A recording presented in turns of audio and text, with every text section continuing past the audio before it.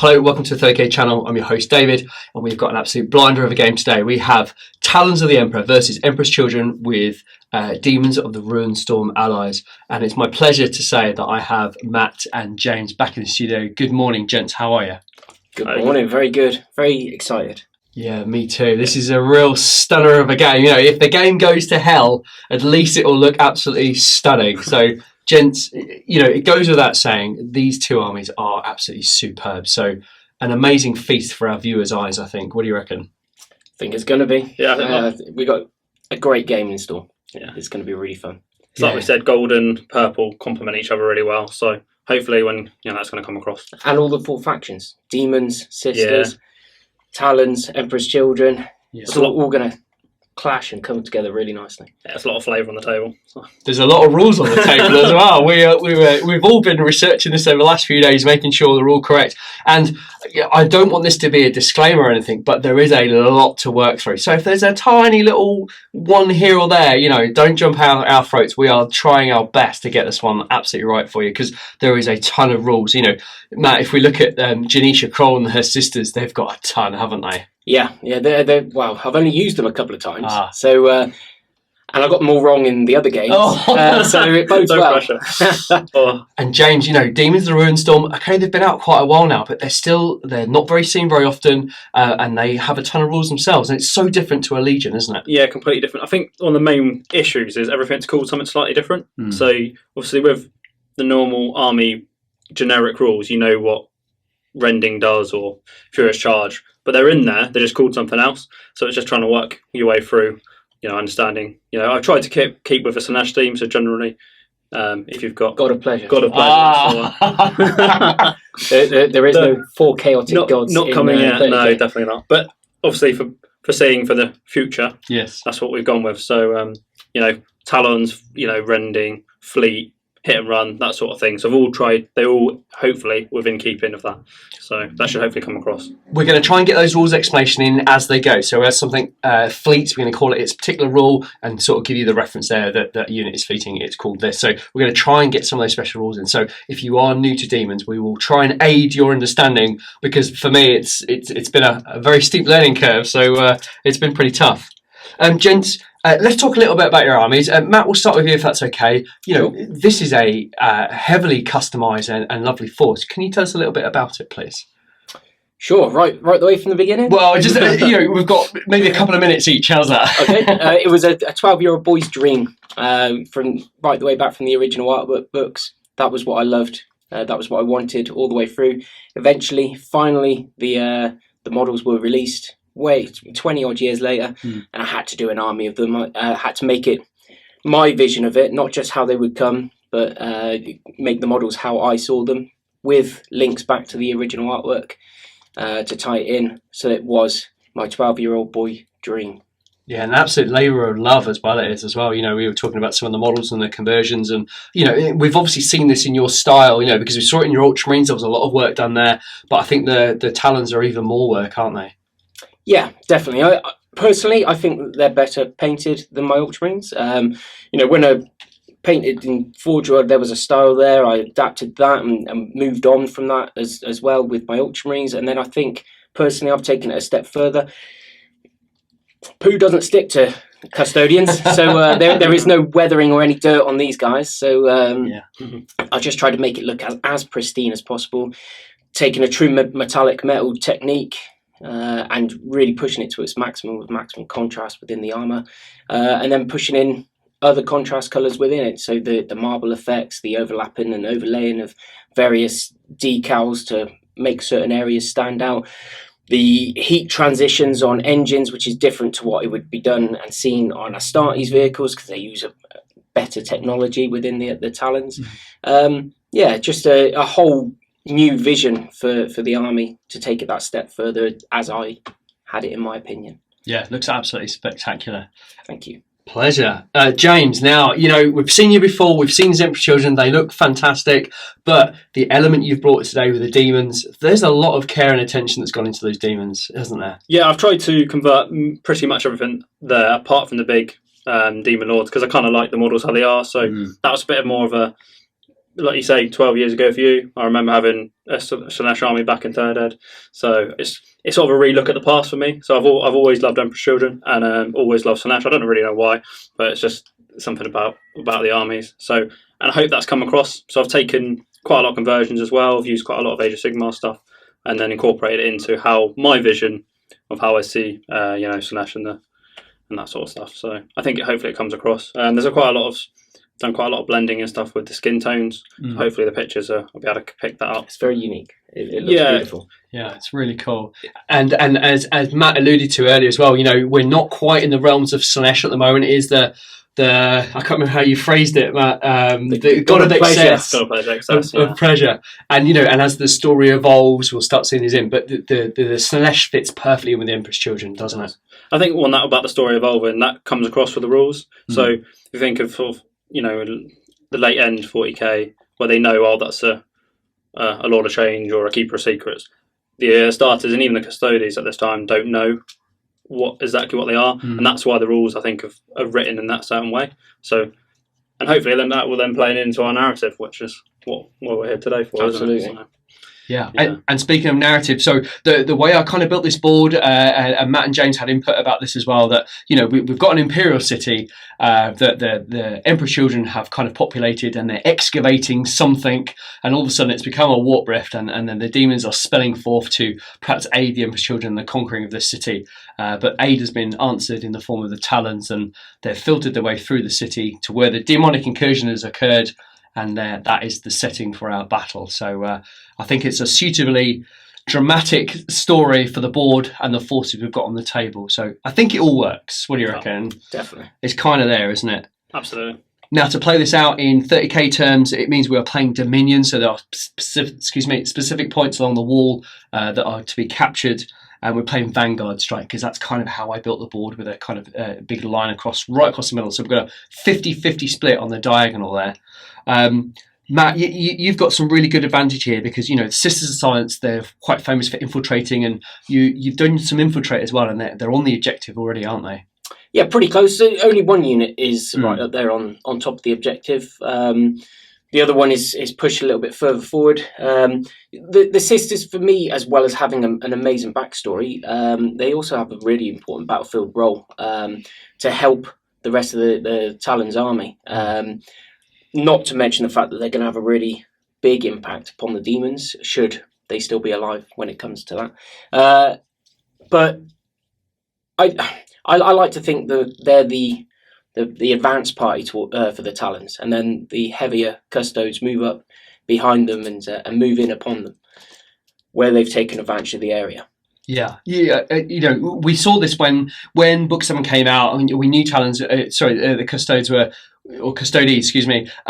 quite a formidable force, and way back when it was always considered that maybe Sister Science were a great way of tempering the custodes, but they do look really great together, don't they? The two forces. Well, they completely contrast against each other. You've got the warmth of the custodes, and then you've got the cold, soulless aspect towards the sisters. Like they're literally going to leech the life out of anybody around them.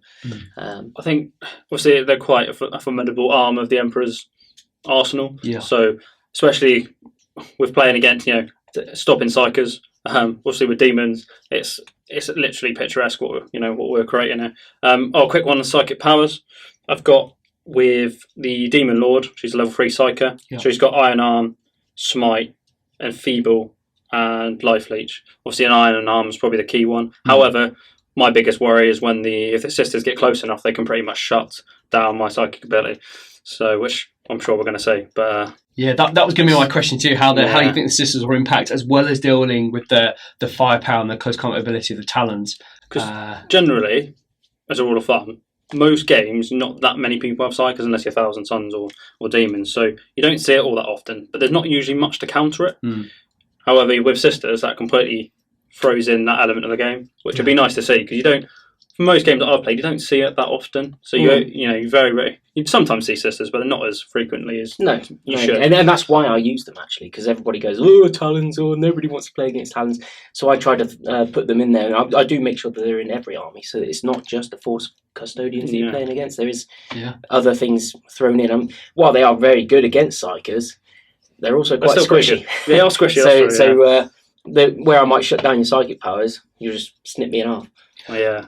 There's a lot to be said, though, for a Sisters armed with a bolter or an AP3 blade, for such little points. A full squad's nearly just over 100 points, I think. They're incredibly cheap and very efficient, and they've got a bit of infiltrate, and they get better cover saves, and I think they're good. The most important thing to them, they're fearless. Yeah. They never, ever run away, no matter what. So you can stick them on an objective until you kill every last one of them.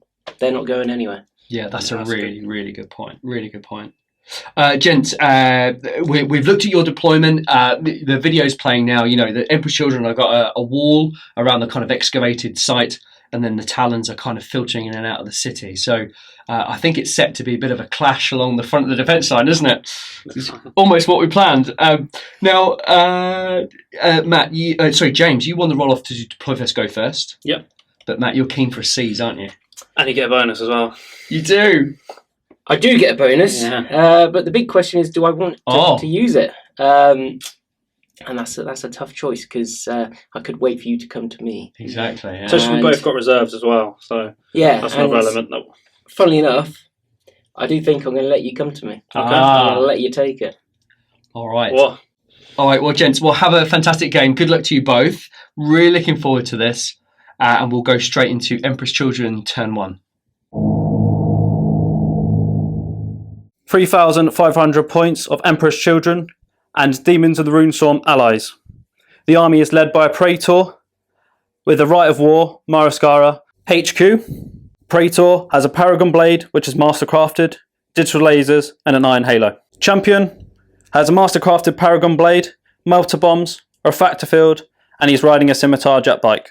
A Chaplain has Artificer Armour, a Power Fist, and a Refractor Field. Troops. The army has 3 identical 10-man tactical squads. The sergeant has a Power Fist, and they are riding in a Rhino when a Pinnacle mounted multi-melter. Elites. A 6-man Phoenix Terminator squad. The Phoenix champion has a grenade harness, and the entire squad have sonic shriekers. They are going into battle with a dedicated transport, a Spartan assault tank with an auxiliary drive, armor ceramite, and a flare shield. The second elite slot is Contemptor Cortis Dreadnought, and he is equipped with 2 Dreadnought close combat weapons with both inbuilt melter guns. Fast attack is a Javelin attack speeder, and that is equipped with a Pinnacle mounted multi-melter and a hull mounted twin link las cannon. The second fast attack choice is a 5-man jet bike Sky Hunter squad. Demons of the Runestorm allied detachment. The army is themed around the Chaos God of Pleasure, as the Emperor's Children have aligned themselves due to over excess. Their etheric dominion is Lurid Onslaught. This allows any model in the detachment to gain hit and run, however they can never claim a cover save, except from a Jink special rule. HQ. The detachment is led by a Runestorm Demon Lord, with Mastery Level 3, Lord of Sorcery. The animations of horror are Demonic Wings, Rift Barb, and Flens Talons. She is accompanied with 3 Runestorm Demon Brutes as her bodyguard, and their emanations of horror are Demonic Wings and Crushing Claws. Troops. The first troop choice is 10 Runestorm Lesser Demons. Their animations of horror are Crushing Claws, Flens Talons, and Quicksilver Speed. The second troop choice is a 9-man Runestorm Lesser Demons, and their emanations of horror are Crushing Claws, Quicksilver Speed, and Flens Talons. Heavy support. The single heavy support choice is a Runestorm Demon Behemoth, with the animations of horror, Rift Barb, Crushing Claws, and Quicksilver Speed. 3,500 points of Talons of the Emperor. Starting off, we have the HQ choices. The army's led by Constantine Valdor, Captain General of the Legio Custodes, the Shield of the Emperor, the first of the 10,000. His Warlord trait, the Shadow of the Throne. The Shadow of the Throne Warlord trait allows Constantine Valdor and one other unit to take teleportation transponders for free, and also allows the Talons of the Emperor to re-roll attempts at Seize the Initiative in missions where this is a factor. Next up, we have Janisha Control, the Knight Commander of the Silent Sisterhood, Chief Investigatus Militant of the Divisio Astra Telepathica, the Witchbane, the Soulless Queen. Moving on to the elites, and Janisha Control is accompanied into battle by her Bolivian Knight Carter. They are the Raptor Guard. They are equipped with Varantine armour, Void Sheen cloak, Psychic grenades, frag and crack, bolt pistols, and also the Execution blade. The dedicated transport for the Raptor Guard Cadre and Janisha Kroll is the Karen Patton Acquisitor. This is armed as standard, coming with 2 twin-linked missile launchers and the Helium Patton cannon array. Next up in the elite section, we have the Heteron Guard. First of the Heteron is armed with a Presidium shield and a Paragon blade. The next one is armed with a Adrasite spear. Following up, the next Heteron is armed with a Magisterium Vexilla, a mastercrafted power weapon. And the final of the Heteron Guard is actually the Master of the Blood Games, as I see to play him, and he is armed with an upgraded Paragon blade, which is actually a Divining blade. The Heteron Guard unit have also got melter bombs and teleportation transponders. Next up in the elite category, we've got the Aquilon Terminator units. All of the Aquilon Terminators have got the Infernus Firepike. 2 of them have got Solarite Power Gauntlets. 2 of them have got Solarite Power Talons. And they are also equipped with teleportation transponders for free because of Constantine Valdor. Moving on to the Troops Choice, we've got the Sentinel Guard. There are 5 Sentinels in the unit, 2 of which are armed with Presidium Shields and Sentinel Warblades, 2 of which are armed with Presidium Shields and Solarite Power Gauntlets, and then we have 1 with a Magisterium Vexilla and a Sentinel Warblade. They have no additional war gear. Next up, we have a Sisters of Silence Prosecutor Cadre. There are 5 normal prosecutors. Then there is also the Prosecutor Mistress, and we have 2 prosecutors armed with specialist equipment, 1 being a teleportation transponder and 1 being demolition charge. Now moving on to the final of the Troops Choices, we have another Sisters of Silence Prosecutor Cadre. This one has 3 Sisters prosecutors with just normal equipment, and then 2 prosecutors with the specialist equipment, 1 being demolition charge, 1 being a teleportation transponder, and also the prosecutor mistress. Going further back, we move on to the fast attack choices, and first up we've got the Legio Custos Agamatus Jet Bike Squadron.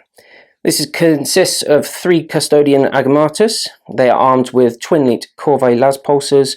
Next up, we have the Legio Custos Venatari Squad, consisting of 4 Venatari, 2 armed with the Lance and 2 armed with the Kinetic Destroyer and Tarsus Buckler. They are also armed with melter bombs. And finally, for the fast attack choices, we have the Legio Custodes Pallas Gravatax Squadron. This consists of 3 Pallas Gravatax, each with extra armor and twin-linked Adrathic Destructors. Next up, we have the final part of the army, which is the Legio Custodes Telemon Heavy Dreadnought. He comes as standard with Ceramite armor, and has a Telemon Cestus. A second Telemon Cestus was being upgraded to an Iliastus Accelerator Culverin. He also comes equipped with a torso-mounted Spiculus Bolt Launcher. Army of Excess, turn 1. Due to them being Demons of the Runestorm, they have been able to roll for reserves on turn 1. Outcome of the portal is the Demon Lord with her 3 Brutes Bodyguard and the 2 units of the lesser demons. The Emperor's Children have decided to move up so they can gain ground onto the objectives. On the right flank, the Rhino has moved up to the objective, and equally of a measure on the left-hand flank, the second Rhino has done exactly the same. The Spartan in the middle has pulled forward, getting its guns ready to bear for later on. The third Rhino has disembarked its unit of 10 tactical marines, and they are now stood firmly on the objective to take points for later on in the game. Demons of the Runestorm, Psychic Powers, Psychic Phase. The Demon Lord cast Life Leech onto the Sisters of Silence Karen Patton Acquisitor. It cast with 2 successes, managed to hit twice, however failed to penetrate the armour. However, importantly, it did jink. The second Psychic Power was Iron Arm, which he managed to cast with 1 success, so she's now +3 toughness. Army of Excess, Shooting Phase, turn 1. The Spartan has opened up its quad las cannons onto the Sister of Silence skimmer, hitting with 3 even though it was a -1. Managed to do 1 glance and 2 pens. 1 managed to go through and both the other cover saves are passed. 1 hull point lost and a stun result onto the skimmer. Power of the Switch Machine Spirit from the Spartan with its twin-linked heavy bolter at the Custodian Aquilon Terminators. However, due to snap firing, it missed all of its shots. The Javelin land speeder has opened up with its twin-linked las cannon at the Karen transporter. It managed to hit once with its twin-linked las cannon, penetrated, however, it passed its cover save. The lesser demon units have both ran, however, only managed to get 1 inch with the right flanking unit and 4 inches with the left flanking unit. All 3 of the rhinos have popped smoke, getting ready for the volley of fire coming from the Custodes and Sisters of Silence. Army of Excess, turn 1 summary. It's been an important turn for movement, so getting ready for the later on in the game, getting the correct parts in the correct position. So making sure we're dominating both flanks where the objectives are, getting troops where we need them to wither the assault of the Custodes and Sisters of Silence. Talons of the Emperor, turn 1 movement. So not a lot moved. I'm just bracing myself, ready to come in to get attacked by the Emperor's children and the demons. The jet bikes just shimmied around to make use of their split fire rule, so I can take out as many targets as possible. Then the Sisters of Silence unit that was holding the objective and scored the point for the objective shuffled back and got replaced by the Sentinel Guard squad, so that when the assault comes in, they are there to take the brunt of it. The Palace Gravatax shimmied around so that I can get some shots off. Only the front 2 are in range, but they were doing way less back there. The Heteron Guard have moved up, ready for the future coming assaults that are going to happen, so they can waylay and do their thing. Other than that, not a lot else moved. The Sisters unit, the Telemon, all remain still. The Karen Patton Inquisitor had to stay still because it was stunned. And the Terminators, they shuffled forward a little bit more to get a bit of extra range onto their fire pikes. Talons of the Emperor turn 1 shooting. Started off with the Jetbike Squadron. They opened fire utilising their split fire rule to fire at 2 different targets, and they picked on 2 of the Emperor's Children rhinos. The first one they did 2 hull points onto and caused it to get immobilised. The second one they did 1 hull point to, causing it to only be able to snap fire next turn.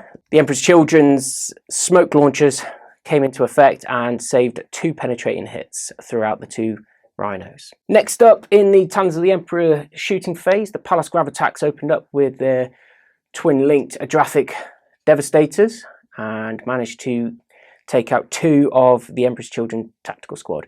The rear Palace was out of range. So next up, the Sisters of Silence opened up with their bolt guns and managed to kill 1 more of the Emperor's Children, causing a leadership check, and the Emperor's Children passed the leadership check. Next to shoot in the Talons of the Emperor shooting phase, the Telemon opened up. I was expecting loads out of this, but actually the Spiculous bolt launcher managed to cause 1 wound, and then he managed to inflict another wound onto 1 of the brutes, causing 2 in total. Finally, for the Talons of the Emperor shooting phase, the Terminators opened up into the demons encroaching upon them with their Infernus fire pikes. They managed to cause a mighty 4 wounds, killing 2 of the brutes. Finally, in the Talons of the Emperor shooting phase, the Heteron Guard gave a little run, try and get a bit closer to where the action is about to come in, and they got a 4 inch to run a bit closer to the Telemon. Going into a turn overview, a little bit of meandering, a little bit of movement. Quite happy with being able to take out some of the brutes, whittling down the greater demon as it's coming in, being it's going to be pretty powerful when he hits home. Army of Excess, turn 2, movement. Reserves. 2 units have come on from reserve via outflank, the Cortus Dreadnought and the Scimitar jet bikes. The unit of Tactical Marines embarked onto their Rhino have disembarked onto the objective. The 2 units of Lesser Demons have moved around the portal, getting ready to get stuck into the fight.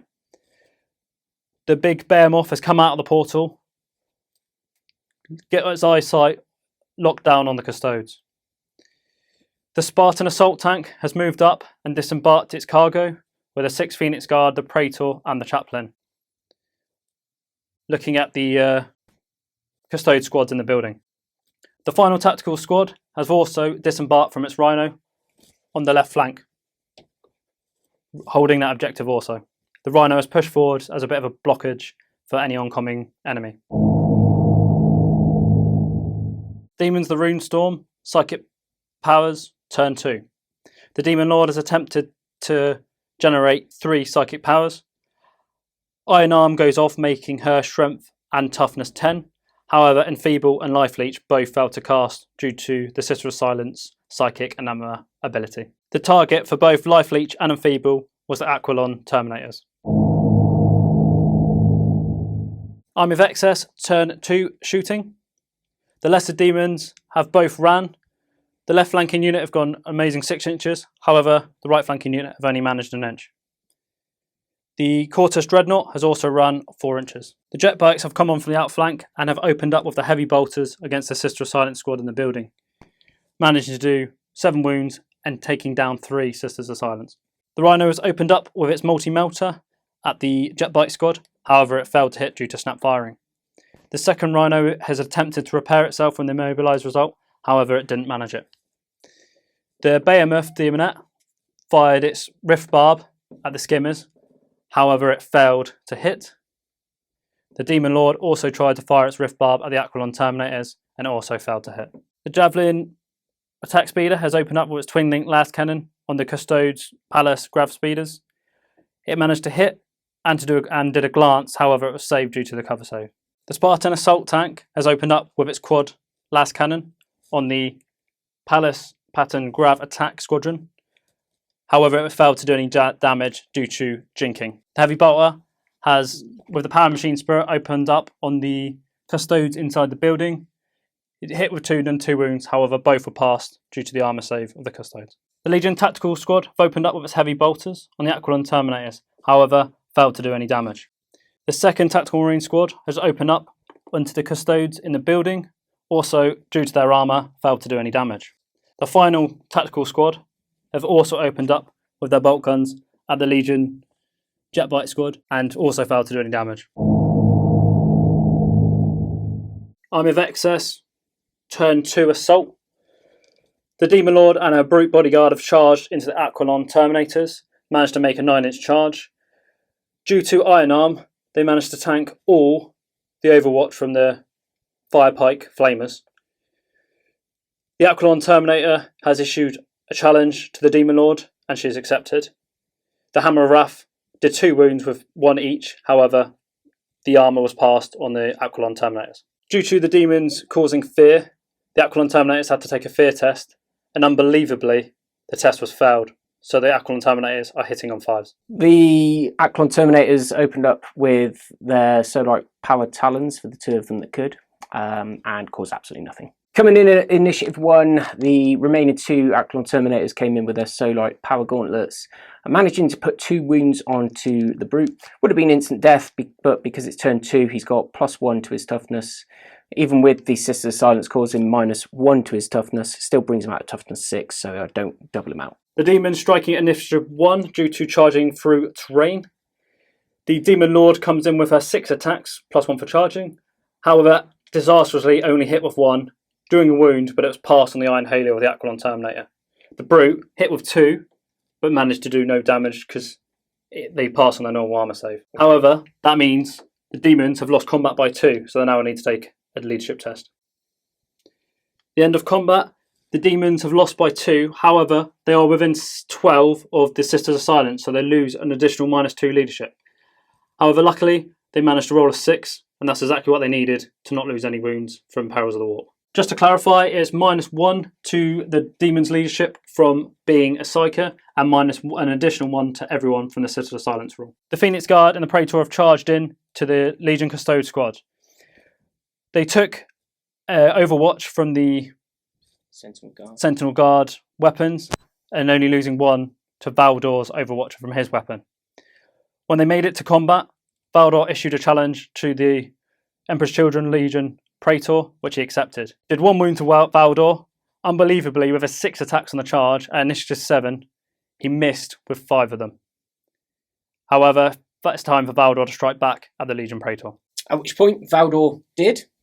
Managed to fell him in his second attack, and then 2 attacks carried over onto the Phoenix Terminators, felling 1 of them as well. Phoenix Guard strike at Initiative 6 with 3 attacks each and +1 on the sergeant. However, they managed to miss and only hit with 5 attacks. Importantly, they managed to get 4 sixes to wound, doing 4 wounds. Unfortunately, the custodian shields managed to pass every single save. Coming in at initiative step 5, the Sentinel Guard attacked back, and they managed to do an entire 2 hits out of all of their 9 attacks due to the counter attack given by Valdor, and that resulted in no wounds. At initiative 1, the chaplain steps up with his power fist.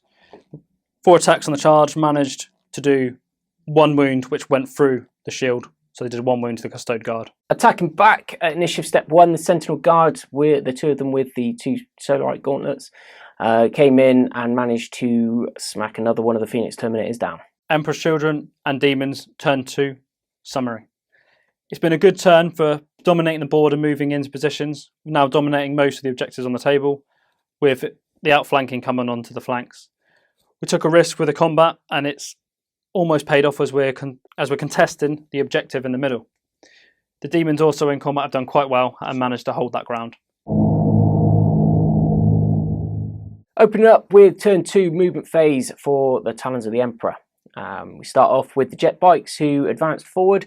Now, it's not great to put them into combat, however, they need to try and stop the Emperor's Children from grabbing all these objectives, so we're going to try and shoot them and then charge them off the board. As we flank down, the Palace Grav attacks have moved off and over onto the ruins. Going to try and get some pot shots off from there, utilising their greater manoeuvrability to be able to get around. The Sentinel Guard have come out to continue that combat with the Phoenix Terminators, whilst the Heteron Guard are moving forward. Inside the building, we've got the Sisters of the Silence unit to take the objective. Then in the next building, we've got another unit of Sisters of Silence, which are just standing there to try and do their Sisters thing and mess up the demons and leadership of all the other units. The Telemon Dreadnought has shuffled over a little bit to get some shots off and some better lines of sight, with also an ability to be able to possibly charge into the Demon Lord if needed. The Terminators are locked in combat, and then finally moving on to the Raptor Carder. They have disembarked from their transport. If they need to charge in, they will do. However, the good thing that they've got is that Janisha Kroll and the Guard themselves actually nullify an awful lot that the Demon Lord Psyker can do in the combat. The Karen Patton Inquisitor has just shimmied around to be able to get some better shots. Turn 2 shooting phase for the Talons of the Emperor, starting off with the jet bikes. They opened up by using split fire. They put one of their jet bikes into the Rhino, causing another hold point and stunning it, and then opened up 2 of them into the tactical squad that was stood there, caused 3 wounds, and then caused them to run away because they failed their leadership check. The Palace Grab attack opened up into the Emperor's Children's squad.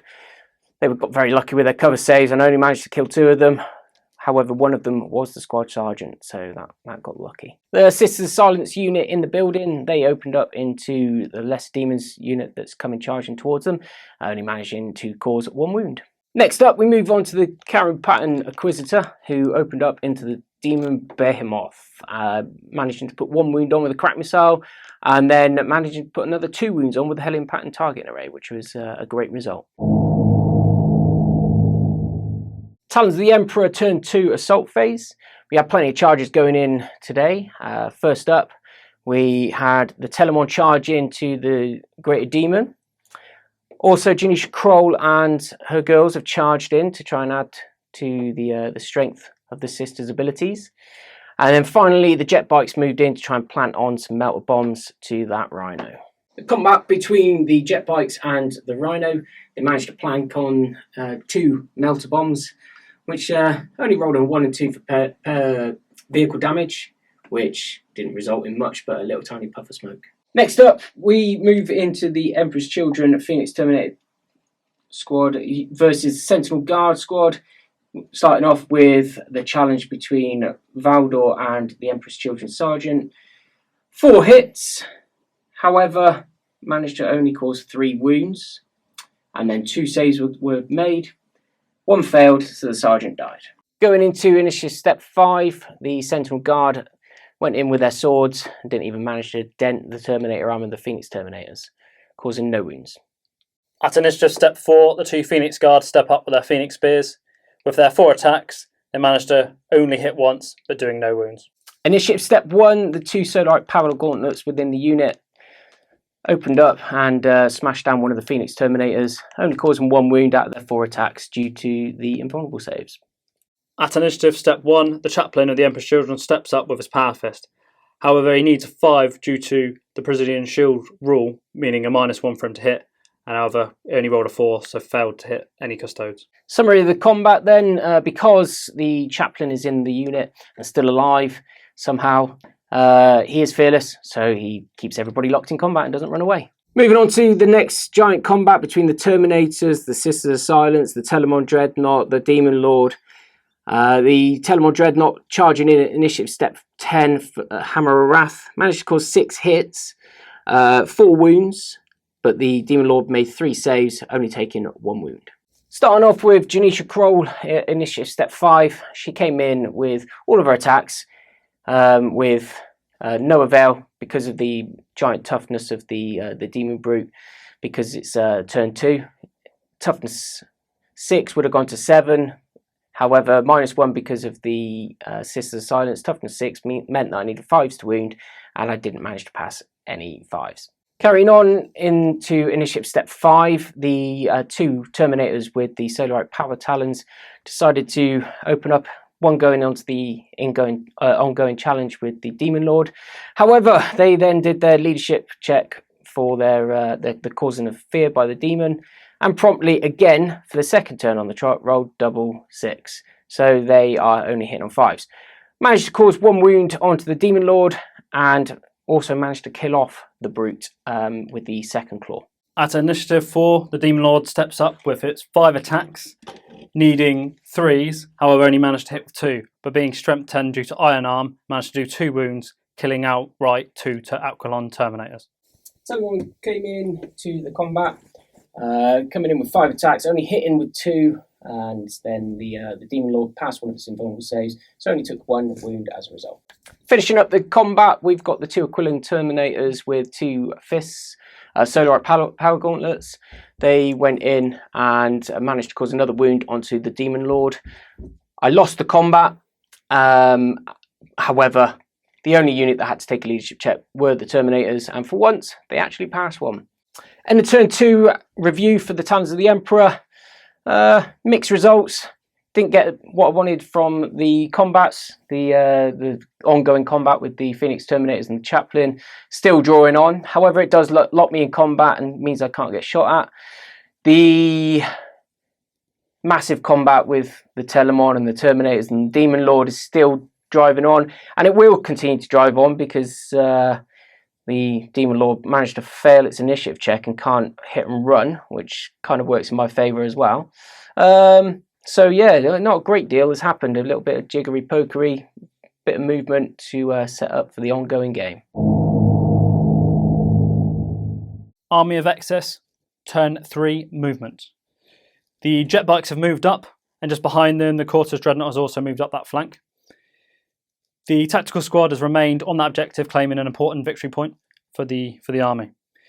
The lesser demons have moved up just in front of the portal, and followed by the second lesser demons are looking at the Custody squad to try and take some revenge against the Custodes that took down the Phoenix Guard. The Spartan has shuffled back, bringing its guns to bear on the skimmers. The other tactical squad has also camped on that objective, holding it nice and firmly, scoring me a victory point. Demons, turn 3, Psychic Power Phase. Due to being in range of Exo Oblivia, the Demon Lord had to take a leadership test at -2 or suffer perils. Luckily, she passed her leadership test. Then, the Demon Lord tried to manifest Iron Arm on 3 dice. However, being in range still of Exo Oblivia, she needed -2 with 6s to cast. However, she failed at the Psychic phase, the Psychic spell. Army of Excess, turn 3, Shooting Phase. The Rhino has opened up with its multi-melter onto Palace Gravitax. It managed to hit with its multi-melter, but failed to penetrate due to the flare shield. Spartan assault tank has opened up with its 2 quad las cannons at the skimmers. 4 hits, however, due to the flare shields at the front, I only got 2 glances, and one cover due to drink was passed, so only 1 hull point. The javelin has now opened up with its twin link las cannon on the Palace grav attacks, hitting with its twin link las cannon, doing a penetrating hit, however it was also saved due to the drink cover save. The Tank Marine squad have decided to open up with their bolt guns on the sister silence in the building. However, due to line of sight, only one was able to see. One with its bolt gun managed to hit and to wound. However, the sister silence passed their armour save. The Contemptor Quartus has run behind the jet bikes, while the jet bike has open fired onto the last skimmer, doing enough to take the final hull point off the one skimmer in the building. Army of Excess turn 3 assault. The behemoth has decided to assault the Talon, gaining a massive 10-inch charge due to fleet. The Lesser Demons have also charged into the Custode squad to help out the remaining Phoenix Guard and Chaplain. Valdor has issued a challenge to the Chaplain, who is gladly accepted. At this point, Valdor stepped up, took out the Chaplain by scoring a massive 5 hits due to a lightning blow causing an extra hit. This resulted in killing the Chaplain in the first strike, and then took out the Phoenix Terminator, who managed to pass an invulnerable save before he died, which resulted in 1 wound being carried over to a Demonette. Moving on to Initiative Step 5, the 3 Sentinels with the swords came in and attacked the Lesser Demons that were attacking them. Fortunately, the Lesser Demons managed to pass 3 of the successful wounds, meaning only 1 wound was caused, which killed 1 of the Lesser Demons. At Initiative 1, due to charging through terrain, the Lesser Demons step up into combat. With 21 attacks, they managed to only hit with 4, however doing 2 wounds, 1 of which was passed by their armour save, and 1 went through to do a wound to the Custodes. Coming in Initiative Step 1 for the Talons of the Emperor, 2 Sentinel Guard that's got Solarite Power Gauntlets opened up with the 4 attacks. 4 hits due to the fact that the Mastercrafted are getting to reroll misses. 4 wounds, which would have caused instant death, being that they double strength, double toughness. However, the Demonettes managed to pass 2 invulnerable saves and 2 die. Combat resolution: the Lesser Demons lost combat and they failed their leadership test, which meant they had to take a Perils of the Warp. They lost 2 wounds due to the Perils of the Warp roll, and now still staying in combat for another turn. At Initiative 10, the behemoth charged in with its Hammer Wrath attack, doing a glancing hit, which done 1 glancing hit to the Talon Dreadnought as it failed its invulnerable. As it's the Demon's turn, the Demon Lord has stood up to issue a challenge to the Custodes. An Aquilon Terminator has accepted that challenge. Initiative Step 5, Janisha Kroll stepped up to assault the Behemoth. Attacked with 4 attacks and did nothing. The Telemon then went in with its 5 attacks, scored 3 hits. Only got through with one of them because the Behemoth saved twice. At Initiative Step 4, the Demon Lord steps up with 5 attacks, hitting with 3, doing 3 wounds. However, one of the saves was passed on the Aquilon Terminator's save, so only 2 wounds done to the Aquilon Terminator. However, importantly, he still remains there on 1 wound. Initiative Step 4, the Sister Silence stepped forward, with 6 of the 8 of them being able to attack. There was 12 attacks, of which 9 of them hit, 3 of them wounded, and the Behemoth failed 2 saves, so took 2 wounds. At Initiative 3, the Behemoth steps up with 6 attacks, however, disastrously only hitting with 2 attacks, and then rolling double 1 to do no wounds at all. At Initiative Step 1, one of the Aquilon Terminators couldn't get through to fight into anything because of the challenge. So the ongoing challenge happened. Out of the 3 attacks, managed to get 2 hits, 2 wounds. The Demon Lord saved 1, so 1 wound taken. Combat resolution. So due to the amount of wounds, I lost combat by 1. So the Demon Lord took a leadership test, but due to Kroll's ability, it was minus an additional 2. However, she passed the leadership. However, the BMF was not so lucky and managed to fail its leadership, and then suffered a D3 plus 1 on the Perils of the Warp table, doing 4 wounds, which completely and utterly killed her outright. Absolutely disastrous. Army of Excess turn 3 summary. It didn't go well from a combat perspective. Just sometimes the luck isn't with you, and the Chaos Gods was definitely not looking on that BMF side. Unfortunately, she disappeared back into the warp. So that is quite a big turntable point of the game. But let's see what the next few turns have in store for us. Talons of the Emperor turn 3 movement. The Palace have skimmed around off the building to draw line of sight onto the Emperor's Children unit. The jet bikes have flown along, drawing a line of sight onto the Demonettes, or possibly the jet bikes, or possibly the land speeder. The Heteron Guard, being that they haven't done very much, have moved up to join Valdor and the Sentinel Guard against that lonely Demonettes unit. The wraparound has happened around the combat, but combined fire from the skimmers of the Talons, the jet bikes managed to annihilate the entire tactical squad after the Palace did nothing at all. Sisters Silence unit within the building opened up on the deadly foe, the lesser demons that are coming towards them. Opened up with 6 shots, causing 2 wounds and managing to kill one. Final part of the shooting for the Talons of the Emperor, the Karen Patton Inquisitor opened up with 2 twin-linked crack missiles. 1 hit, which managed to cause a glancing hit on the Spartan. Moving into the Talons of the Emperor assault phase, the Heteron Guard have moved in to join the combat that's going on with the lesser demons. Constantine Valdor kicked off the combat, coming in with his 5 attacks, of which he managed to land 2 lightning blows, bringing it into 7 attacks in total. All of which then wounded.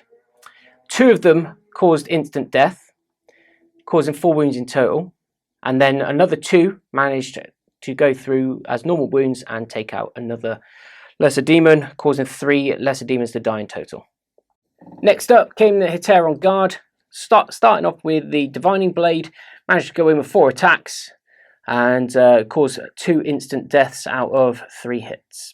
Second of the Heteron stepped in with its Paragon Blade, managing to kill the rest of the unit with its 4 attacks, causing 3 wounds, 1 of which was instant death.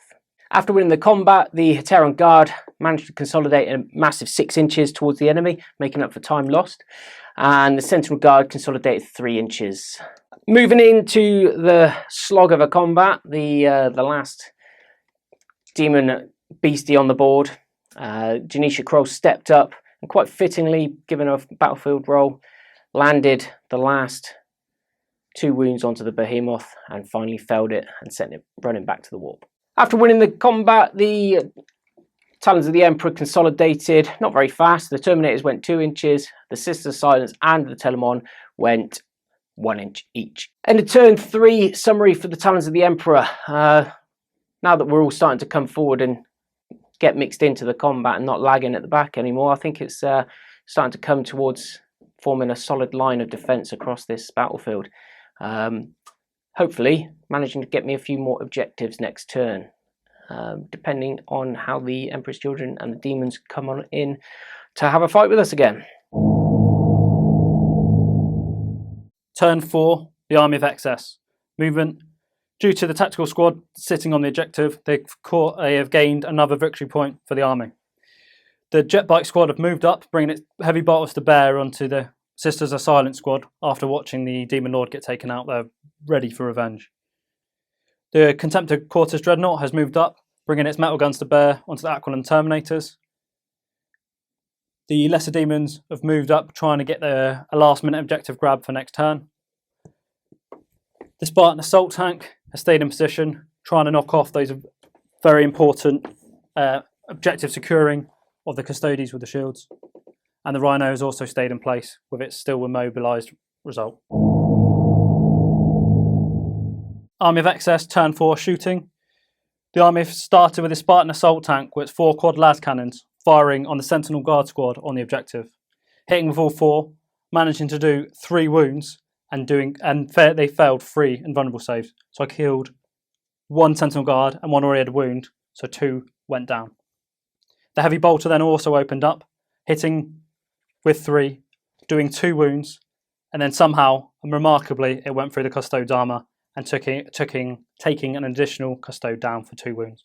The Cortis Dreadnought has opened up with its 2 melter guns inside its fists on the Aquilon Terminators, hitting with 1, doing 1 wound, however, past its invulnerable save, so no wounds were lost. The jet bikes have opened up with their heavy bolters onto the Sister of Silence squad. With their 18 shots, they managed to hit with 10, doing 7 wounds and killing 3 Sisters of Silence. The Javelin attack speeder has opened up with its twin-link las cannon and multi-melter on the Palace Grav attack squadron. Amazingly, the twin-link las cannon hit, did a penetrating hit. The Grav failed its jinx save and was blown up from a destroyed. The multi-melter hit, it did a glancing hit but was saved due to jink. The Emperor's Children Tactical Marine Squad have opened up with their bolters onto the Aquilon Terminators, where only 7 could see, however that 6 of them hit, doing a wound, however it was saved on the Aquilon Terminator's armour. The Army of Excess, turn 4 assault. The Contemptor Cortis has charged the Aquilon Terminators, and the jet bikes have charged the Sisters of Silence. From a Hammer Wrath, the Cortis did a wound to the Aquilon Terminator, and they managed to fail their armour save. However, the jet bikes only also did 1 wound due to not being able to get everyone in combat. And then the Sister of Silence passed its armour save. The Sister of Silence opened up with Overwatch with their bolt pistols, managing to kill a jet bike from Overwatch. At Initiative 4, the Cortis Dreadnought swings its Dreadnought close combat weapons. With an amazing 6 attacks on the charge because they're overcharged, it managed to hit with 4 and did 3 wounds. The Aquilon Terminators only passed 1 save, so both of them were instant death due to Strength 10 and Toughness 5.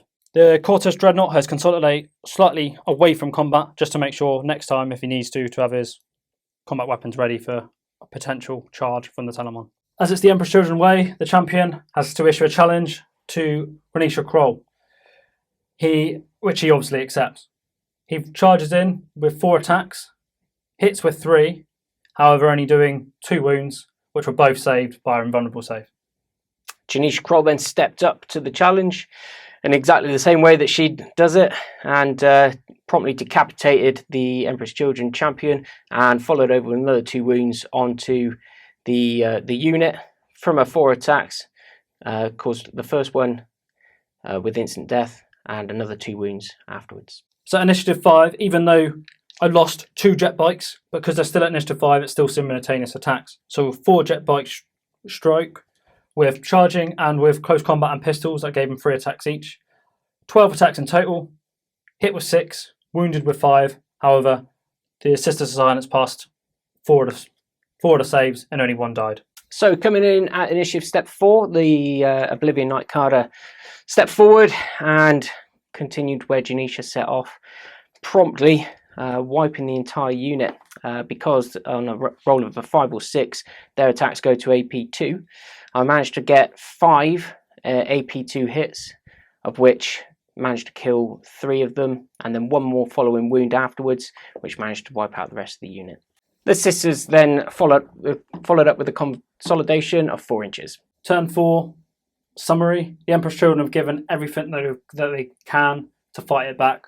The Contemptor obviously did well, wiping out the remaining Terminators. However, the jet bikes weren't as lucky. But they've dug into all objectives, tried to keep a line throughout their side of the board to keep the momentum going. They did everything they've got. Let's see what the Custodes have got for the last couple of turns. Talons of the Emperor, turn 4 movement. We're deciding to go in for the kill now. We had it quite brutal in the last round, so starting up at this end, we've got the Palace that's moved around to try and take out the stricken Rhino. The jet bikes have zoomed up to try and get the side arc of that Spartan, with a potential move in to plant melt bombs on if they don't manage to take it out with the las cannons. The Sentinel Guard have consolidated forward to take control of the objective once again.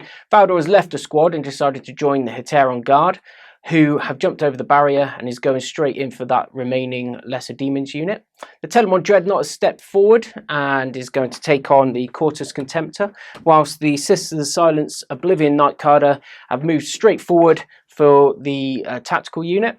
And then finally, the Venatari made it onto the board on turn 4, automatically coming on because until now they've managed to fail. The Venatari decided to open up the shooting, piling in their shots into the Rhino. They, out of their 6 shots, they managed to hit with 4, only caused 1 penetrating hit, which blew off the Stormbolter. The Talon 1 opened up into the Quartus Contemptor, managing to do 1 glancing hit. Valdor and the Heteron Guard opened up with the 2 lances within the unit, managing to fell 1 lesser demon. The Karen Pattern Inquisitor opened up, putting 2 crack missiles and firing all 4 shots from the Helium Pattern target array into the Rhino, managing to cause 1 penetrating hit, which was saved by the cover, and 3 glancing hits, which managed to take the final hull point off the Rhino. The Jet Bikes opened up into the Spartan, managed to get 8 shots in total out of their D3 shots per weapon, and I managed to get maximum hits, and then 2 glances and 2 penetrates, which resulted in a wrecked Spartan. The Pallas Gravitac decided to open up into the Rhino, causing 2 hits and 2 penetrating hits, and managed to take the final hull point off of the Rhino. Turn 4 assault phase, the Heteron Guard charged into the lesser demons, smacking them in the face and ready to send them back to the warp.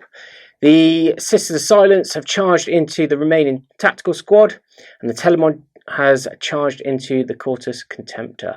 The tactical squad opened up with their Overwatch fire. The tactical squad hit with 5, managing to do 3 wounds, and 1 armour save was failed by the Sisters, taking down 1.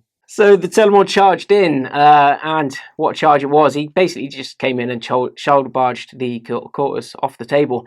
He got 5 hits on the Hammer of Wrath with 4 5s and a 6, which killed the Quartus Contemptor outright before any strikes were even made.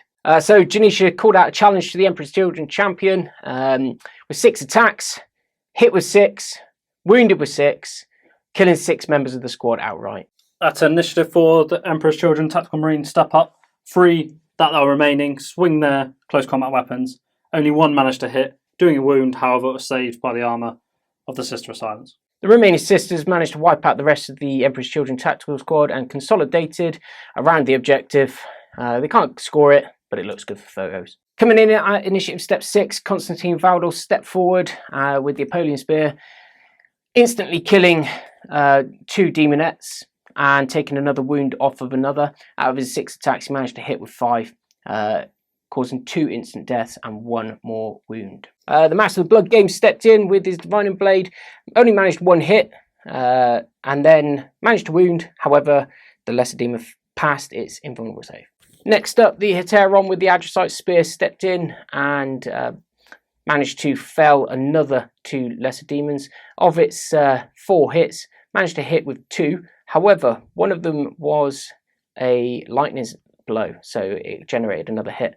All in all, managed to cause 3 wounds. 1 was already on 1 wound taken, so it resulted in 2 lesser demons gone. The Paragon Blade then stepped forward with its 4 attacks, managed to cause 4 hits, of which 1 was instant death and another 2 wounds, killing 1 instantly, and then taking a remaining 2 wounds off another, leaving 1 lesser demon on 1 wound.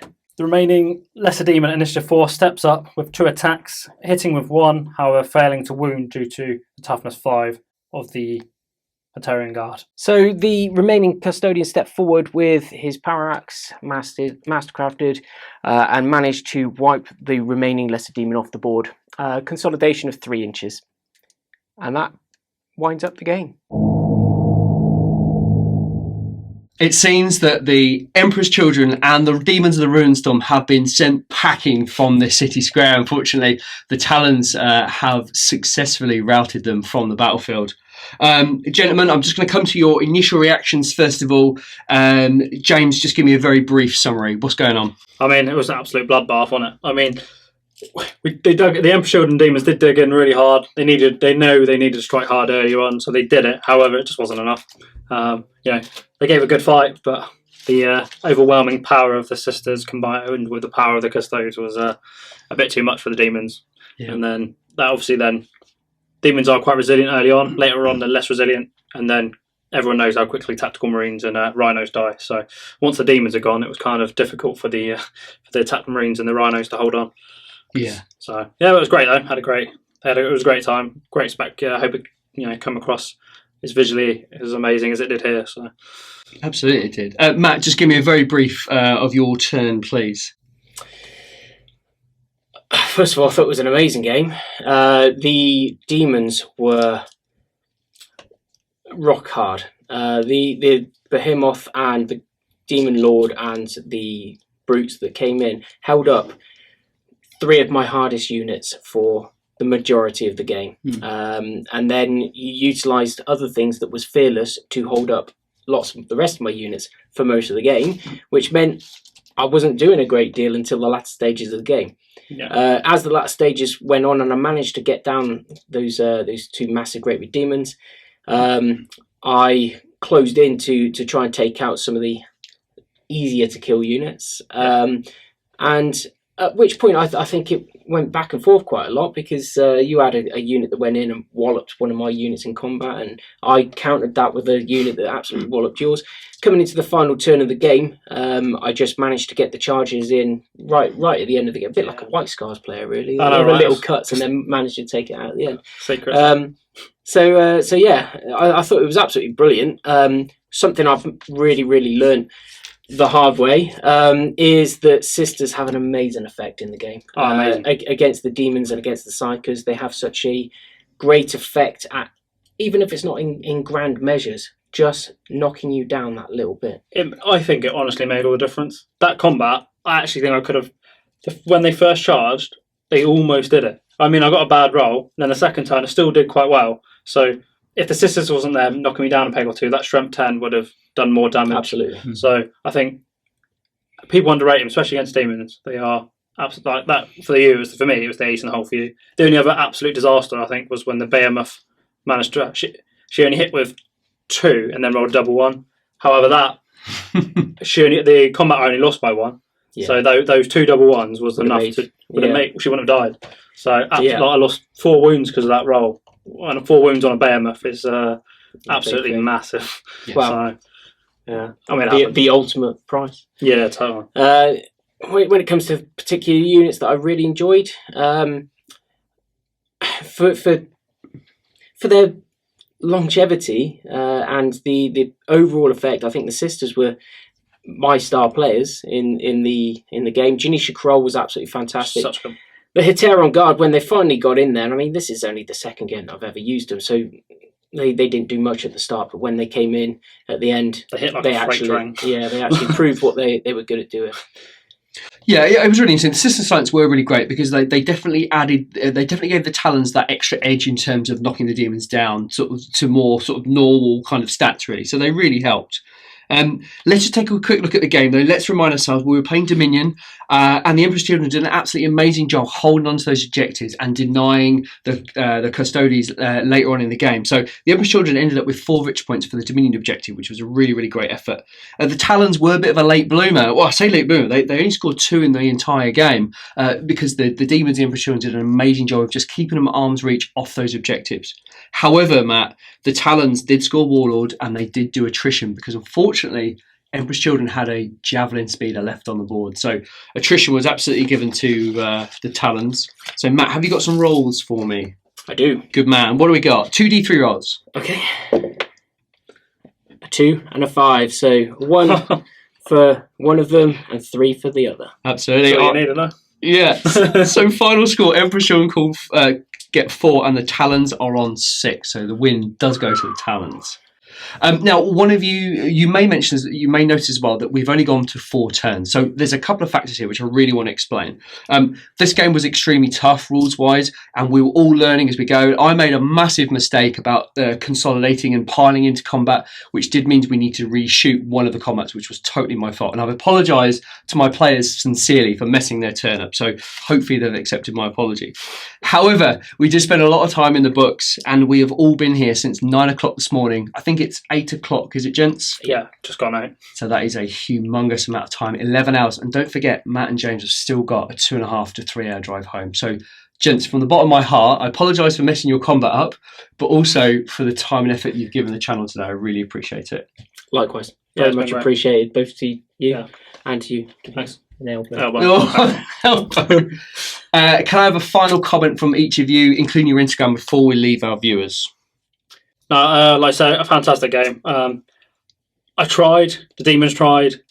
It's just Tap Marines against Custodes never do too well. But they did really well. It was a great game. Like, visually, I think it was one of the best visual games I've ever seen. Especially, I think the deployment maximised how cool it looked, especially from where I was to it. Thank you for being a great sport. It was a brilliant game. Hopefully next time we can try and hold on a bit harder against the Custodes. But yeah, like you say, with rules, I've never played a game with so many interlocking rules. So with Demons, generally, there's quite a lot to them. But then you throw in Sisters, and Custodes obviously got loads of rules themselves. But it's so much for us to, we didn't even comprehend how much it was going to be. But it's good learning curve for everyone, I think. We've got 4 solid, amazing turns, I think. Yeah, I hope it comes across to you in a way easier way than what it came across to us, because it was incredibly difficult to play the game. But ultimately, I think in the end, because we went back and we did the right thing by correcting what we did, and obviously you guys will see the correct way that it was played, it makes a massive difference. And the game was absolutely brilliant. I made a comment during the game that it looked like something out of White Dwarf, almost as though it was posed straight down the line with 2 assaulting forces coming together. And I absolutely think that because of that, the thing that we said right at the start about the contrasting colours of yellow and purple coming up against each other just looked absolutely brilliant. I loved the game. I loved taking it right to the wire. I mean, until I rolled those dice, you won. So yeah, true. It was that javelin holding on for dear life. Though I did have a lot of stuff remaining, and I've managed to kill an awful lot of your stuff. It wasn't as straightforward as that. I think I played the mission, and if a couple of combats went my way, it could have made a massive difference holding up just that one extra turn. Or, if my Praetor had passed instead of rolling a 3 and got a 4, that would have helped massively with the punch of the. We're getting the Warlord trait with the. It would have made a massive difference, and it could have. It could have been there 2 more turns. So it was. Certain little things can make.